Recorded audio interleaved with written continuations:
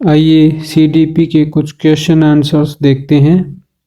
इनमें से कौन सा आंतरिक अभिप्रेरणा का उदाहरण है? स्वयं के लिए समस्या का समाधान करना। छोटे विद्यार्थियों में निम्नलिखित में से कौन सा लक्षण पठन कठिनाई का नहीं है? पठन गति और प्रवाह में कठिनाई।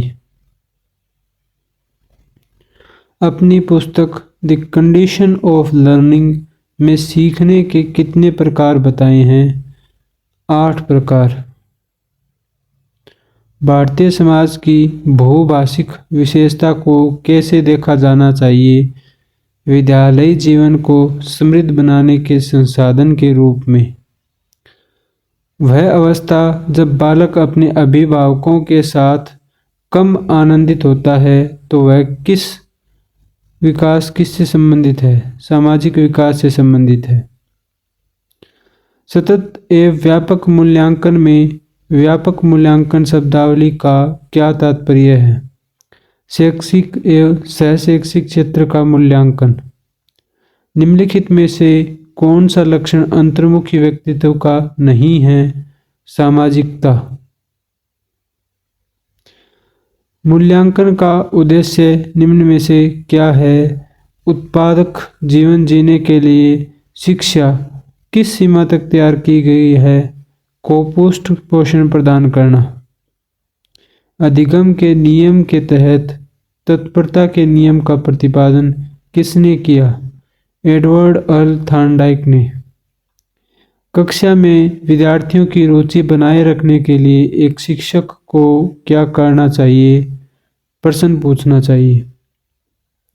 निम्नलिखित में से कौन सी विधि प्राथमिक स्तर पर शिक्षण के लिए उपयुक्त नहीं है? व्याख्यान विधि। निम्नलिखित में से कौन सा सीखना स्थायी होता है? समझ कर सीखना। वह गत्यात्मक बल जो बालक के व्यवहार को ऊर्जा देता है और वह सीखने की क्रिया करता है, वह क्या कहलाता है? सभी विकल्प सही है, यानी लक्ष्य, प्रबल प्रेरणा, अवरोध। मूल्यांकन का उद्देश्य निम्न में से क्या है? बच्चों को उत्तीर्ण अनुत्तीर्ण घोषित करना। बच्चा क्या सीख है जानना। बच्चे के सीखने में आई कठिनाइयों को जानना। ये सारे के सारे मूल्यांकन के उद्देश्य हैं। निम्नलिखित में से किसी व्यक्तित्व की नैतिकता वाली भुजा कहेंगे?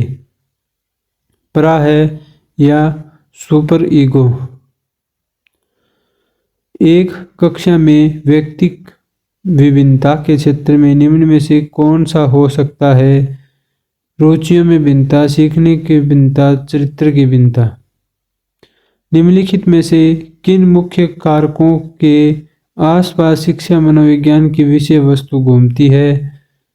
विद्यार्थी एवं अधिगम अनुभव, शिक्षक एवं अधिगम प्रक्रिया, अधिगम परिस्थितियां, ये सभी सही है। लॉरेंस कोलबर्ग का विकास किस क्षेत्र में शोध के लिए जाने जाते हैं? नैतिक क्षेत्र। निम्नलिखित में से कौन से पर्यावरणीय कारक व्यक्तित्व को प्रभावित करते हैं? सामाजिक कारक, आर्थिक कारक, सांस्कृतिक कारक, सभी विकल्प सही हैं। पियाजे के अनुसार संज्ञानात्मक बाल विकास की निम्न में से कितनी अवस्थाएं हैं? 4 अवस्थाएं। उम्मीद है ये प्रश्नोत्तरी आपको अच्छी लगी होगी। हम आपके आने वाले एग्ज़ाम की सफलता की कामना करते हैं। वीडियो को लाइक करें, चैनल सब्सक्राइब करें और आगे से आगे शेयर करें।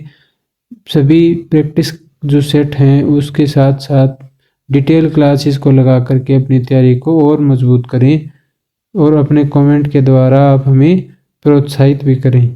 धन्यवाद।